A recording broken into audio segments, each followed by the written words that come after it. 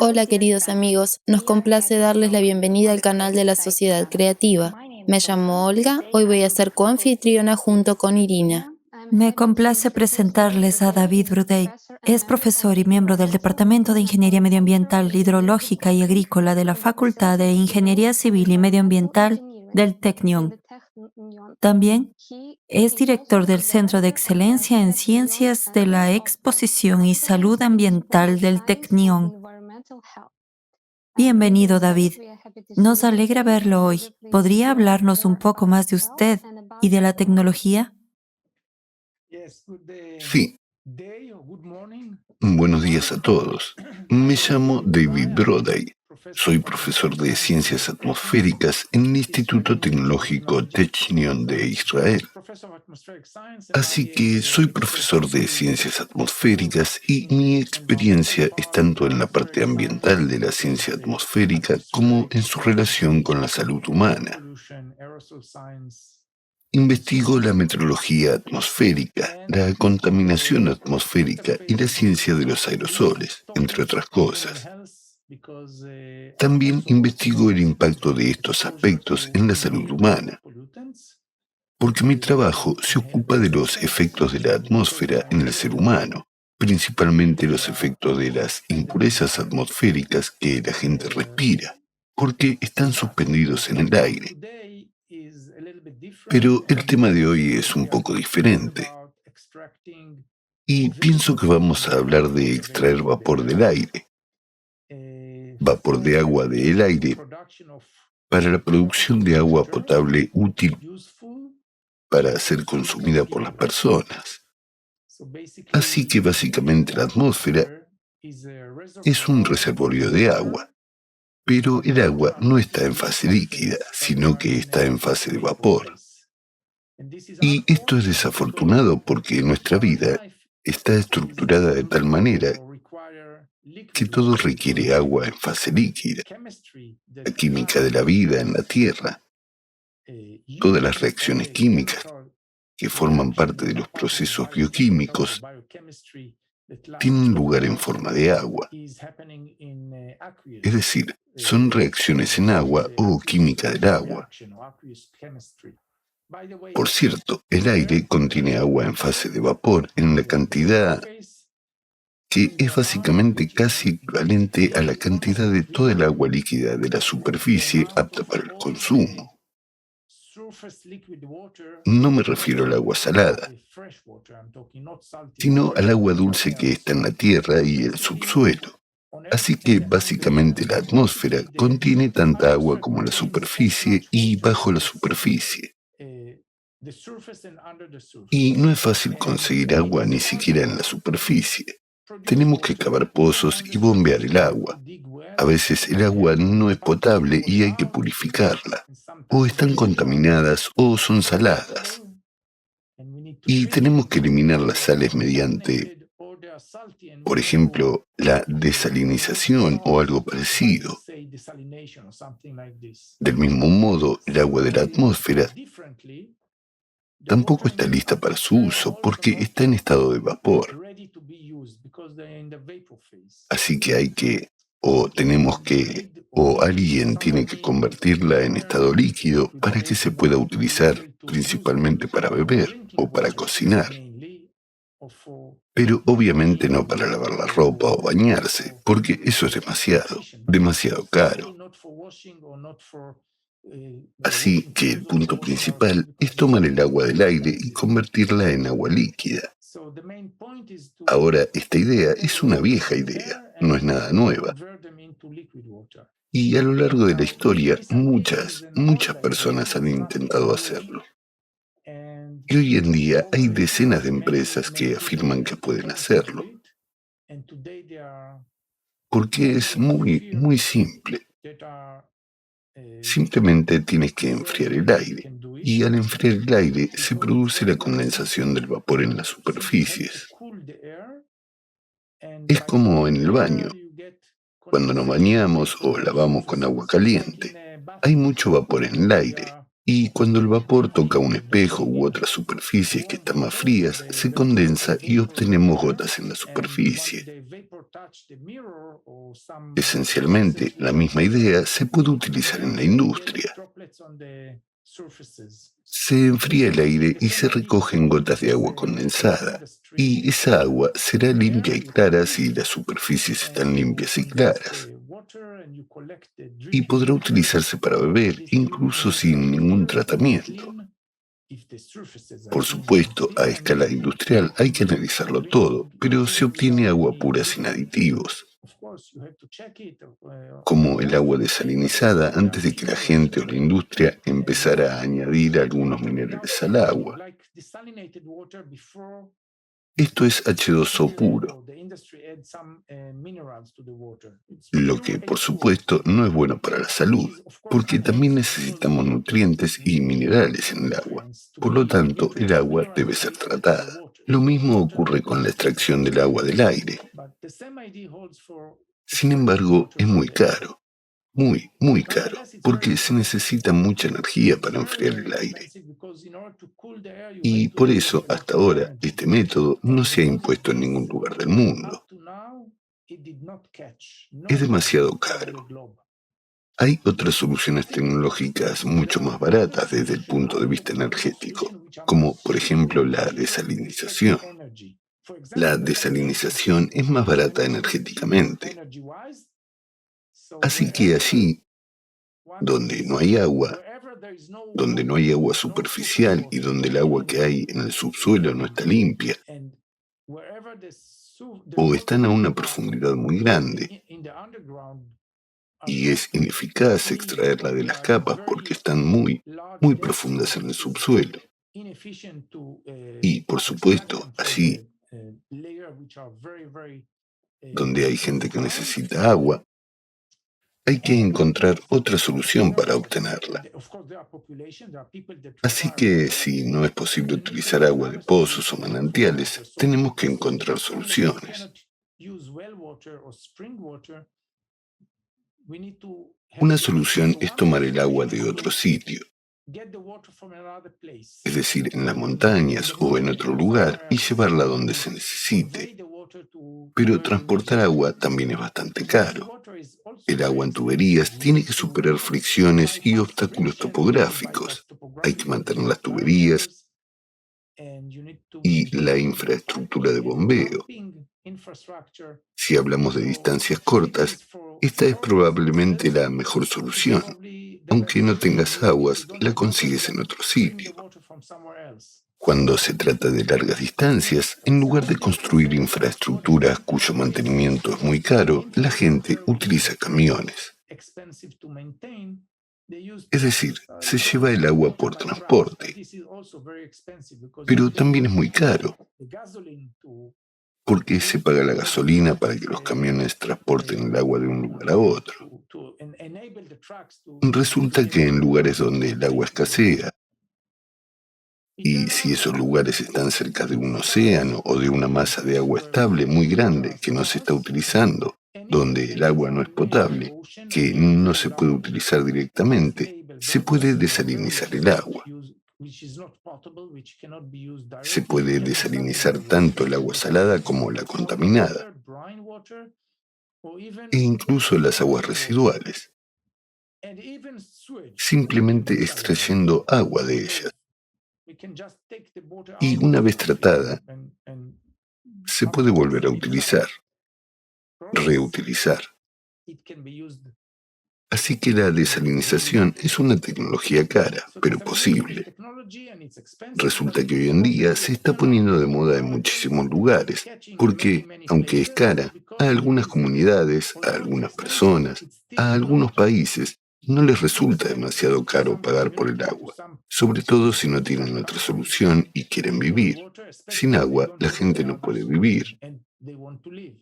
El problema de la desalinización es que es útil como gran fuente de producción de agua. Así que hay que construir una gran industria que necesita mucha energía, es decir, electricidad para funcionar. Y eso no es adecuado en las comunidades pequeñas. Así que si hay comunidades pequeñas, nos quedamos con la misma idea de hacer la desalinización en un lugar, construir la infraestructura y conducir el agua desalinizada después del tratamiento a las comunidades pequeñas. La desalinización como tecnología centralizada, como una solución centralizada, es adecuada para lugares con una gran población y una gran demanda de agua. No es adecuada para pequeñas aldeas o pequeños asentamientos. Si el lugar o el terreno son muy ricos en aguas superficiales, se puede tener una producción distribuida perforando diferentes pozos y suministrando agua a distintos asentamientos desde distintos pozos. Eso es excelente. Y esta podría ser o será la forma más barata. Pero el agua suele escasear, sobre todo ante el cambio climático. Y sabemos que el cambio climático afecta a diferentes ubicaciones de manera diferente. Pero mucha gente en todo el mundo, y sobre todo las personas que llevan hoy en día una vida más dura o una vida más difícil, son más vulnerables y más sensibles al cambio climático. Y en este lugar, el cambio climático tiene principalmente un efecto: la disminución de la disponibilidad de agua superficial y la disminución de la accesibilidad al agua superficial. En este caso, la producción local de agua no puede depender de la disponibilidad de agua superficial, sino de otra fuente de agua. Y esa fuente es la atmósfera. La atmósfera no tiene fronteras y es bastante homogénea, a diferencia del paisaje de la superficie, donde puede haber o no un río, puede haber o no un pantano. La atmósfera a gran escala es mucho más homogénea. Por supuesto, no en un sentido global, pero sí a escala de grandes áreas. Por lo que hay más igualdad, diría yo, y uniformidad. Y aquí no hay fronteras políticas, así que en muchos casos dos países fronterizos tienen condiciones muy similares. Aunque eso no siempre ocurre, depende mucho de la geografía.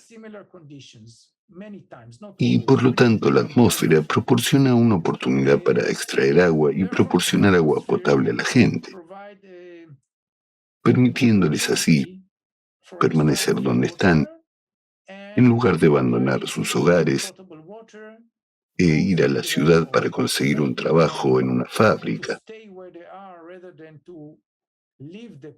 y convertirse en el escalón más bajo de la pirámide,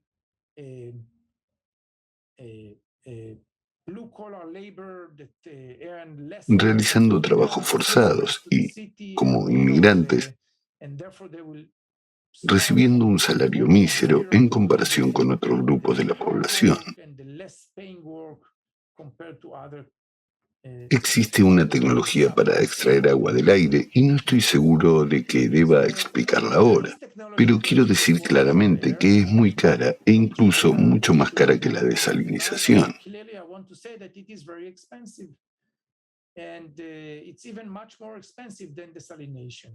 Así que la cuestión de si podemos convertir esta noble idea en una tecnología práctica aún no está resuelta.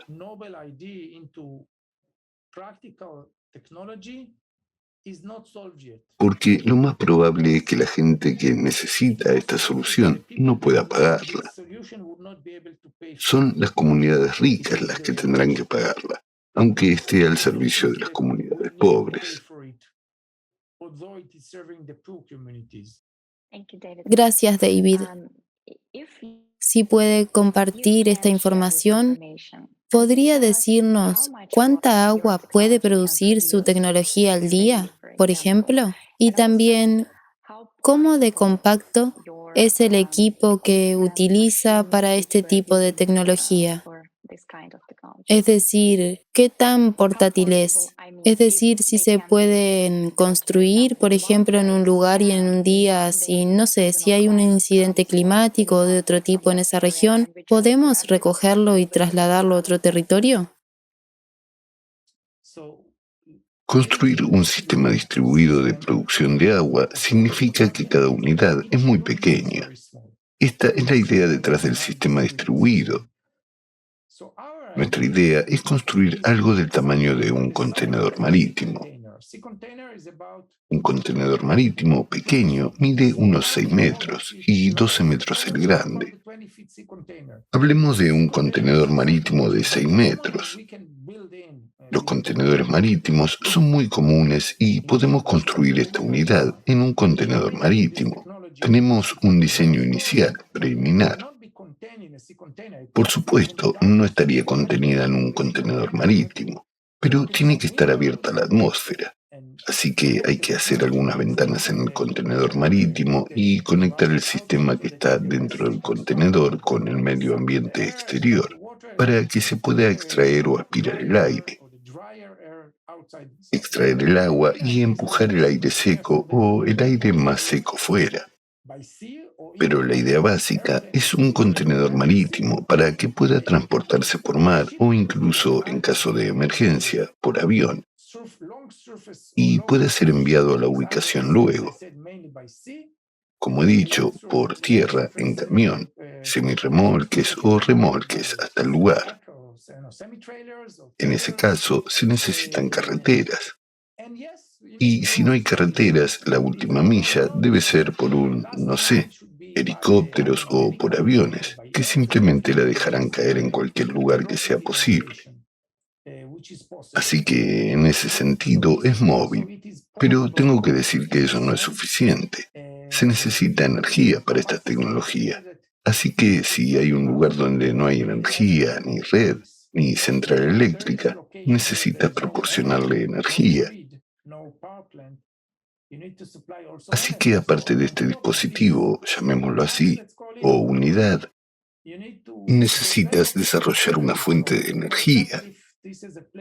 Por ejemplo, si es un lugar donde hay mucho sol, se puede utilizar la energía solar para alimentar esta máquina, para que pueda extraer agua. En cuanto a la primera pregunta, ¿cuánta agua? Pues realmente depende del diseño de ingeniería.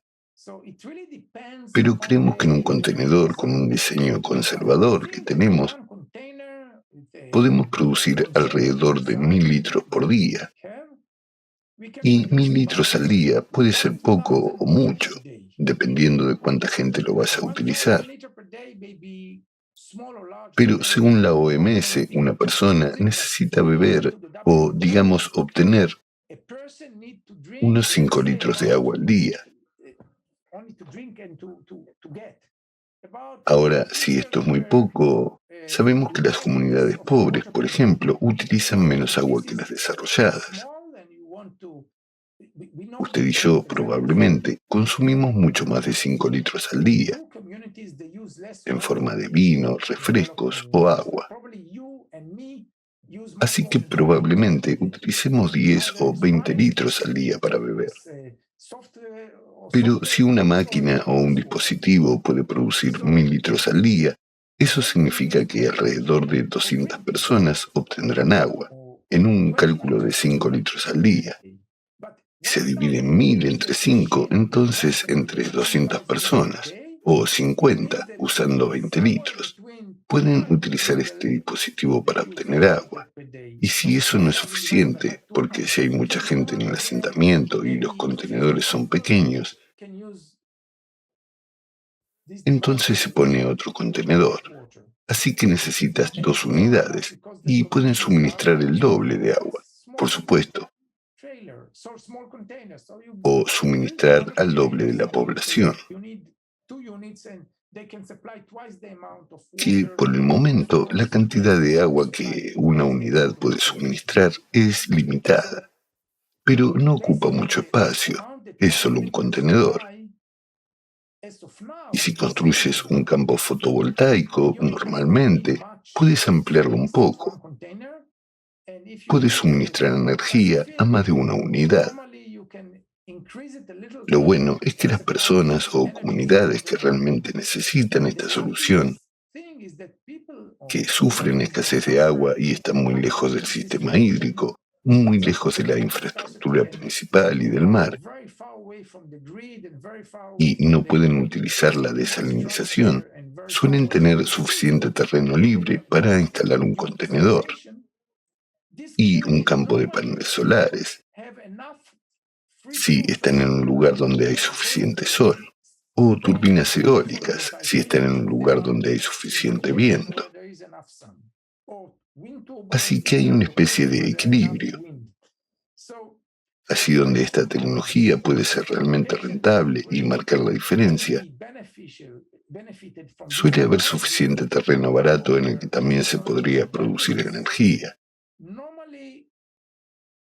Así que el número de personas que pueden utilizar esta solución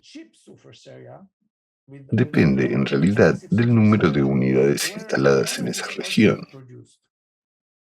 No tienen nada que ver con la capacidad de una unidad ni con la cantidad de agua que produce. Si preguntan cuánta energía necesitamos, depende del nivel de desarrollo de esta tecnología, que aún no está perfeccionada.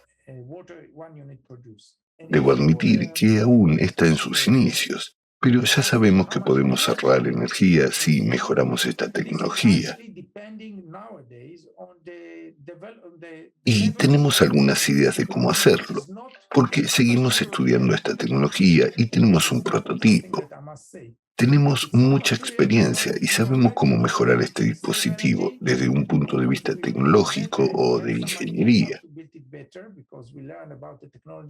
Pero necesitamos invertir dinero en ello, lo que también es un problema. El dinero también es un problema. De momento es muy caro. Se necesitan unos 0.7 kilovatios, que es una unidad de energía. Así que se necesitan unos 0.7 kilowatts hora por litro. Lo bueno es que no tienes que pagar el kilovatio hora de la red si no tienes red. Una vez que instalas paneles solares, obtienes la energía gratis solo porque brilla el sol.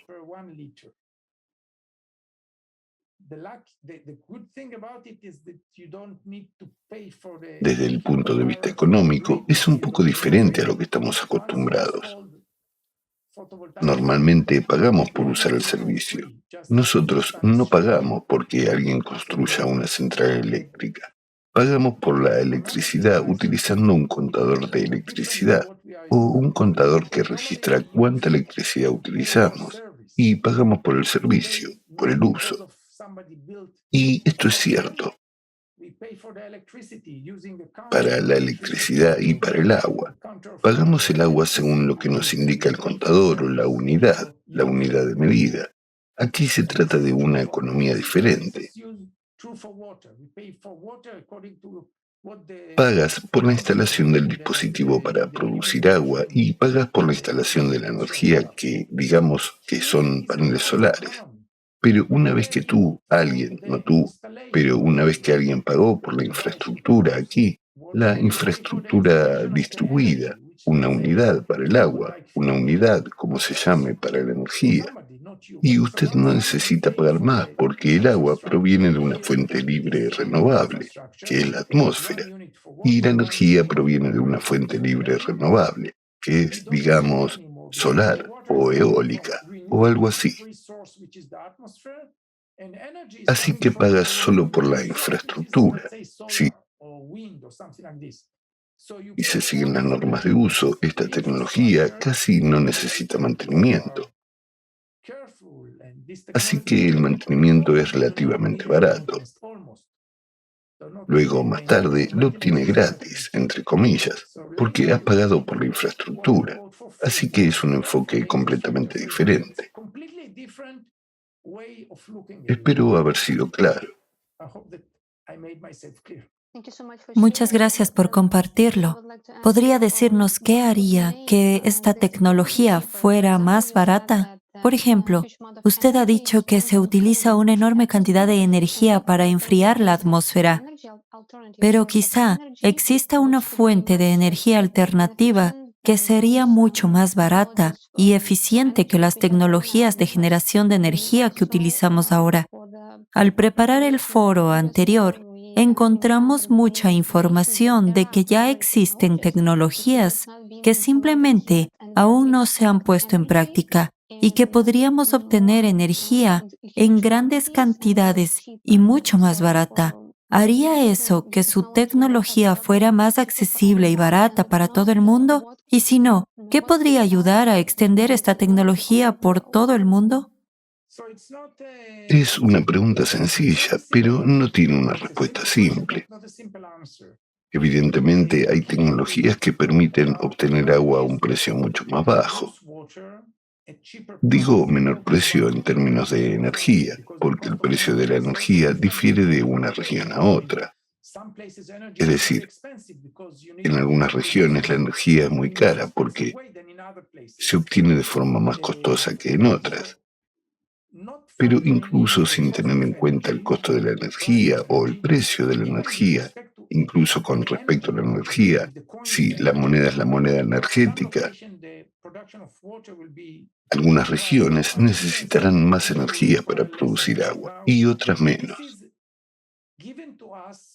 Estas son las condiciones que tenemos. No podemos controlarlo.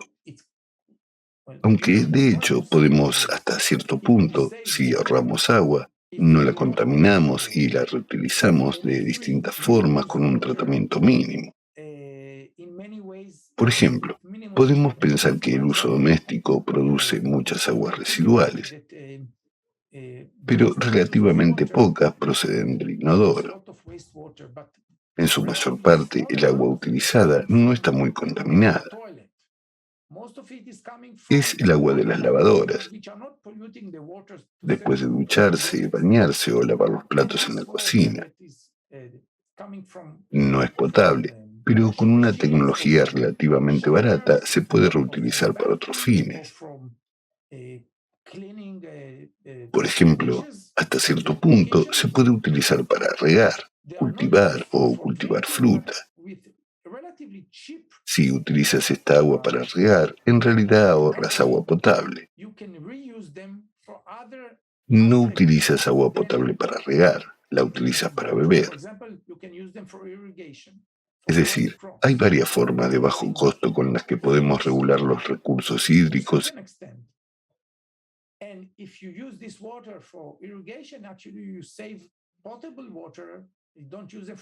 y utilizar el agua mejor de lo que lo hacemos en muchas regiones. Si eso no es suficiente, podemos pasar a la desalinización, que es aún más barata. Pero, de nuevo, para la desalinización necesitamos, a diferencia de la reutilización del agua que se puede practicar prácticamente en todas partes, para utilizar las tecnologías de desalinización más sencillas, se necesita un conjunto afortunado de circunstancias. O se vive cerca del mar o no. Hay países con costas largas, países con costas pequeñas y países que no tienen acceso al mar, sino que viven en el interior. Y a menos que tengan un gran lago con agua salina que sea estable, que no muera o se seque con el paso de los años, no pueden usar este tipo de tecnología, porque no tienen una fuente.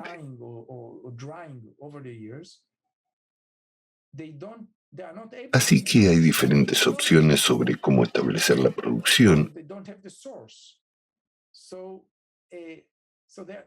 o suministrar agua a la comunidad. Y realmente depende mucho de la ubicación. Me refiero a la ubicación del país o, al menos, del gobierno si se trata de un condado. Depende de qué recursos naturales estén disponibles en su zona o de hasta qué punto la población esté implicada y dispuesta a aceptar la reutilización del agua.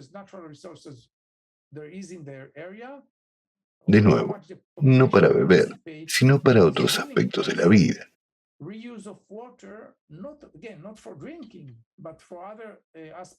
Y como mínimo de los recursos de agua potable, tenemos la tecnología para extraer agua de la atmósfera.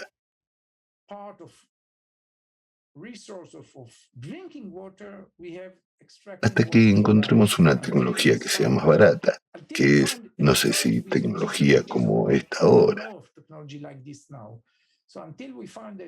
Así que hasta que encontremos una tecnología más barata, extraer agua de la atmósfera está relativamente en la parte alta del costo energético y por lo tanto debería usarse solo en lugares en los que no tengamos otra solución.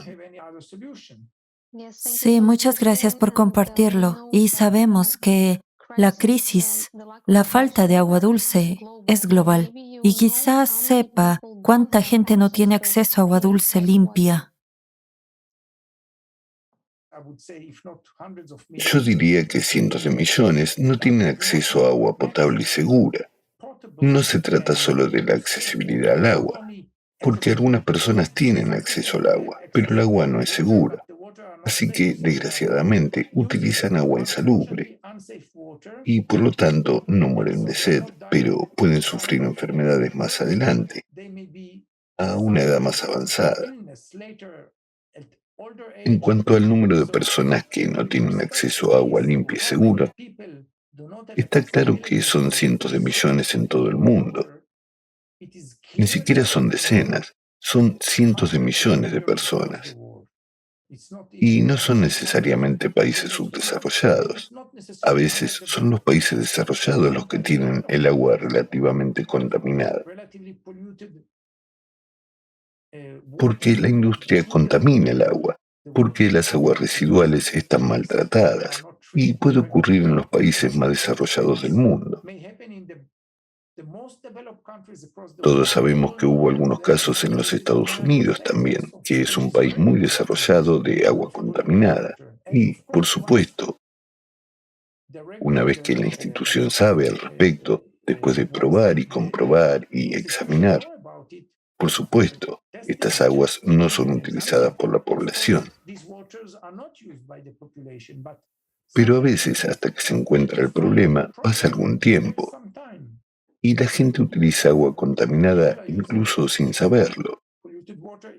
Así ocurrió en Israel, ocurrió en Europa, ocurrió en muchos lugares de Europa. Sucedió, en realidad, a lo largo de los años, sucedió en todos los países desarrollados. Ninguno de los países desarrollados se ha librado, al menos una vez, de los problemas de abastecimiento de agua potable. Pero los países desarrollados saben cómo lidiar con ello, saben cómo controlarlo y cortar el suministro de agua contaminada muy, muy, muy rápido, diría yo. En los países subdesarrollados, a veces la gente no tiene otra forma de acceder al agua y utiliza deliberadamente agua insalubre, porque para ellos es mejor utilizar agua insalubre que no beber agua en absoluto, porque sin agua morirían. Así que se ven obligados a utilizar agua insalubre. Y el agua insalubre puede no llegar a ser segura hirviéndola. Algunos problemas no se solucionan hirviendo el agua. Si no los destila completamente, solo los hierve, no los destila. Simplemente no mueren todos los contaminantes, aumentando la temperatura del agua a 90 o a 100 grados, o algo así. La destilación es otra cosa, pero no estamos hablando de destilación, hablamos de tratamiento térmico. Y el tratamiento térmico no limpia todas las aguas contaminadas de todos los contaminantes. Muchas gracias por compartir esta información. Y hoy también ha tocado el tema del cambio climático. Y sabemos que el clima está cambiando rápidamente y que las catástrofes climáticas van en aumento porque realizamos investigaciones en la plataforma de la sociedad creativa. Sabemos que cada vez ocurren más catástrofes naturales en todo el mundo. La frecuencia y la intensidad van en aumento. Y en su opinión, ¿qué importancia tiene resolver la cuestión de los recursos ahora mientras reina una relativa calma en los distintos países?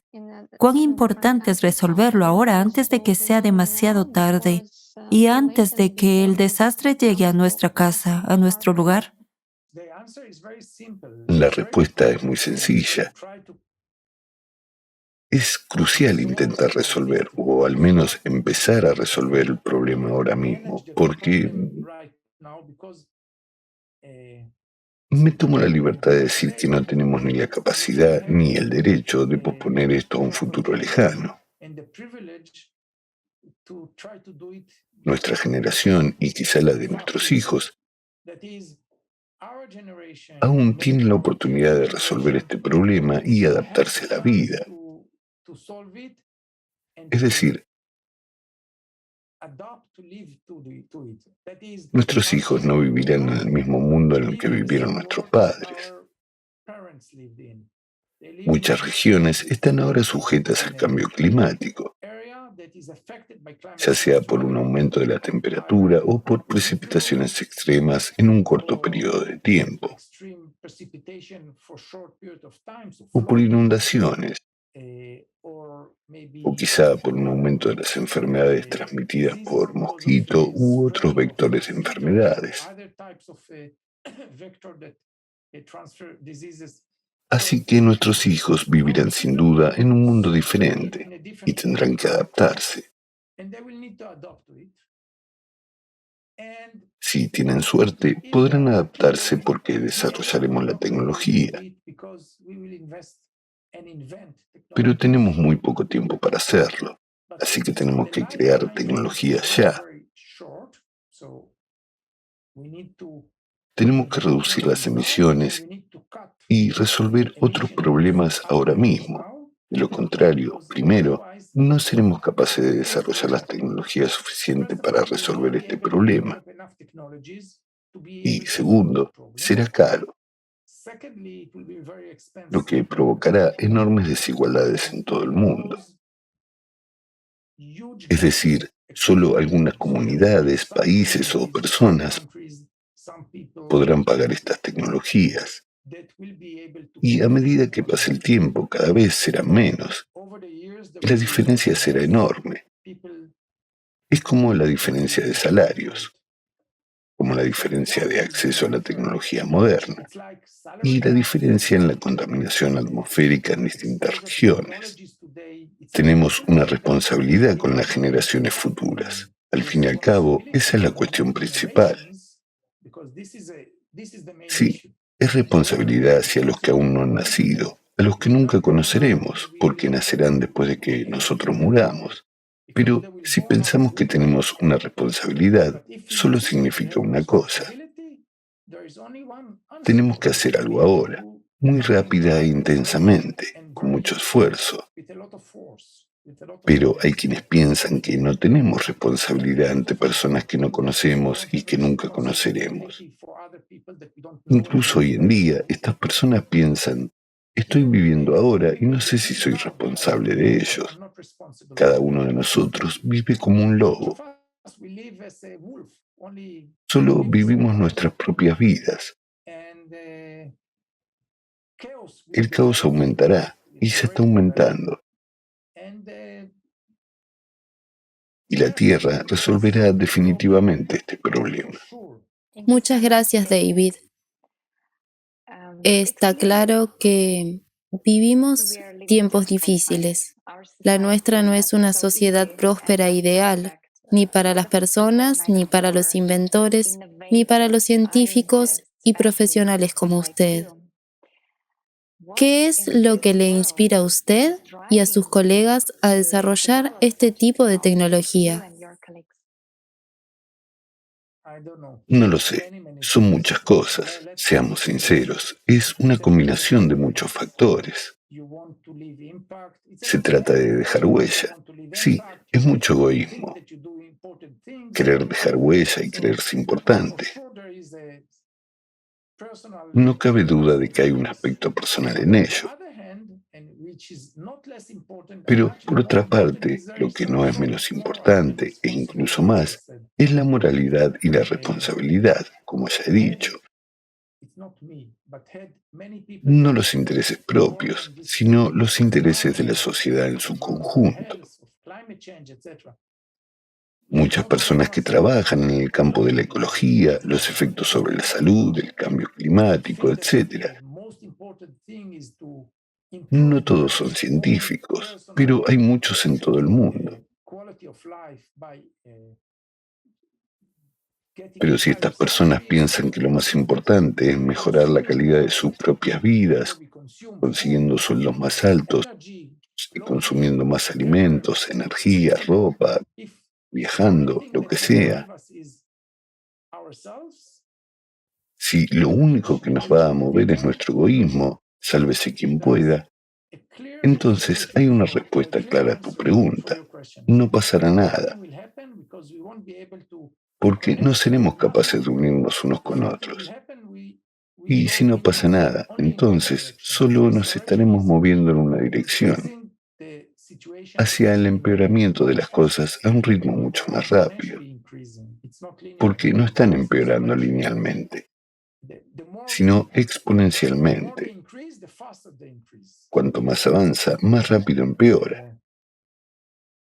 Diferentes personas tienen diferentes puntos de vista. No puedo saber todas las razones por las que la gente lo hace. De hecho, yo nunca me lo he planteado. Lo hago porque me interesa. Creo que tener más de lo necesario no te lleva a ninguna parte, porque al final todos morimos, y todos morimos de la misma manera. Después de morir no necesitamos nada. Estoy convencido de ello. Así que puedes morir muy rico o muy pobre, pero todos llegamos al mismo punto.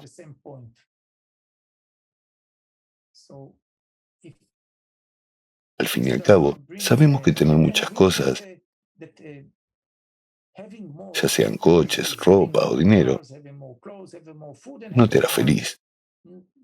Y no solo lo sé yo. Muchos científicos, sociólogos han realizado estudios sobre el tema. Las posesiones no son equivalentes a la felicidad. Las personas que poseen mucho y pueden gastar mucho no son necesariamente felices. Creo que nuestro deseo básico es ser felices. Cada uno de nosotros debe buscar lo que le hace feliz, lo que le aporta felicidad. Si cada uno de nosotros es feliz, la vida y el mundo serán seguramente mejores, Sí, siempre y cuando la felicidad no venga por encima o no esté sucediendo cuando estás causando que otras personas sean infelices, porque, a mi parecer, si tu felicidad es por pisotear a otras personas, haciéndolas infelices, eso no traerá al mundo a un lugar mejor. Pero mientras nuestra felicidad sea absoluta, sin causar infelicidad a otras personas, creo que es lo mejor, al menos para mí. Pero no represento a nadie, solo me represento a mí mismo. gracias por su historia. Y si cada uno de nosotros pusiera esto en práctica con el deseo de cambiar el futuro para mejor y hacer algo bueno por otras personas, si cada individuo hiciera eso, nuestro mundo ya habría cambiado para mejor, eso es seguro. ¿Y cómo cree usted que podemos resolver los problemas globales, como la escasez de agua y el hambre en nuestro formato actual de sociedad, donde el dinero es lo primero y la vida humana no tiene valor? No lo sé, porque a lo mejor soy uno de los afortunados que sobreviven. Algunas personas no tienen tanta suerte como yo y no sobreviven. No estoy predicando nada, pero como he dicho, empieza por cada uno de nosotros. Reducir el consumo, ese tipo de cosas. Empieza no solo con las acciones personales que conlleva, llamémosle reducción del consumo, pero por consumo no me refiero solo al consumo de bienes. También se aplica al poder político, porque nosotros, individualmente, en muchos lugares, no siempre tenemos derecho a votar, a emitir nuestro voto y a decir lo que pensamos. Así que al menos en estas regiones o en estos países, en estas organizaciones políticas,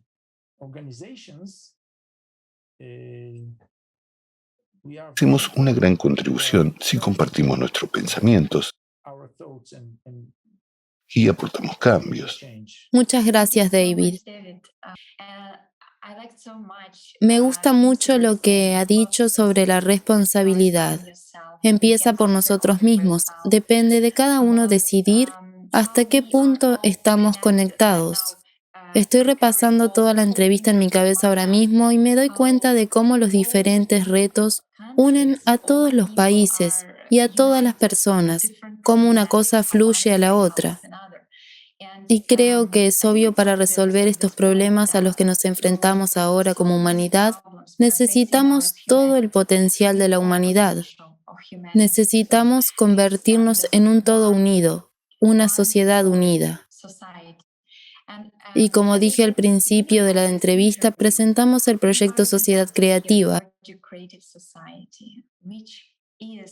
Este formato de sociedad es lo opuesto al formato de consumo, en el que una persona no es más que un pequeño engranaje de un enorme sistema.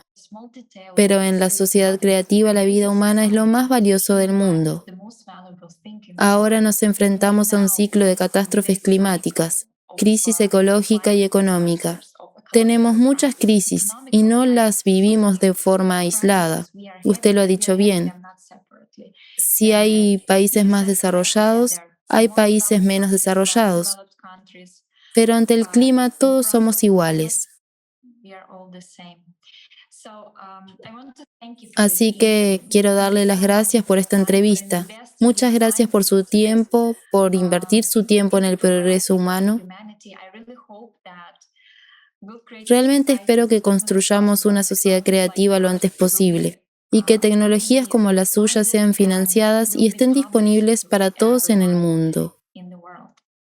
Quizás tenga unas últimas palabras para nuestros espectadores. Puede parecer una locura, pero creo que lo más importante es la paz para todos. Una vida en paz. Creo que sería maravilloso si pudiéramos lograr eso para cada uno de nosotros. Sería maravilloso. Y espero, en realidad estoy seguro de que para que esto ocurra, necesitamos resolver muchos problemas, no solo personales, sino también los problemas de toda nuestra sociedad, es decir, problemas globales. Esto es posible también implicando al mayor número posible de personas en estos procesos. Me refiero a los procesos de toma de decisiones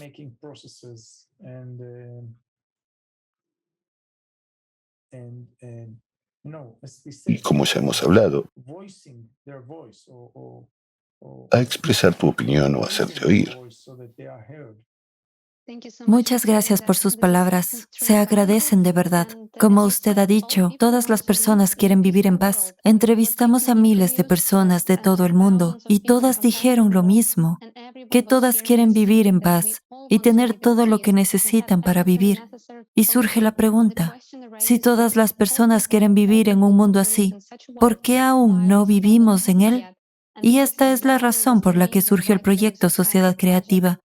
Porque era el deseo de las propias personas vivir en un mundo mejor, y nos damos cuenta de que solo nosotros mismos, podemos cambiar el mundo a mejor. No necesitamos esperar a que alguien venga y lo haga por nosotros. La plataforma de la sociedad creativa es exactamente la plataforma para unir a la gente. Como ha dicho, tenemos que hacernos oír. Y eso es lo que hacemos. En la plataforma de la sociedad creativa hablamos alto y claro de los problemas a los que nos enfrentamos, de las soluciones y de unirnos. Solo juntos podremos resolver estos problemas globales. Muchas gracias por estar hoy con nosotros. Invitamos a todos a encontrar más información sobre la sociedad creativa en nuestro sitio web creativesociety.com. Muchas gracias, Olga. Muchas gracias, David. Que tengan todos un buen día. Gracias. Hasta luego. Gracias.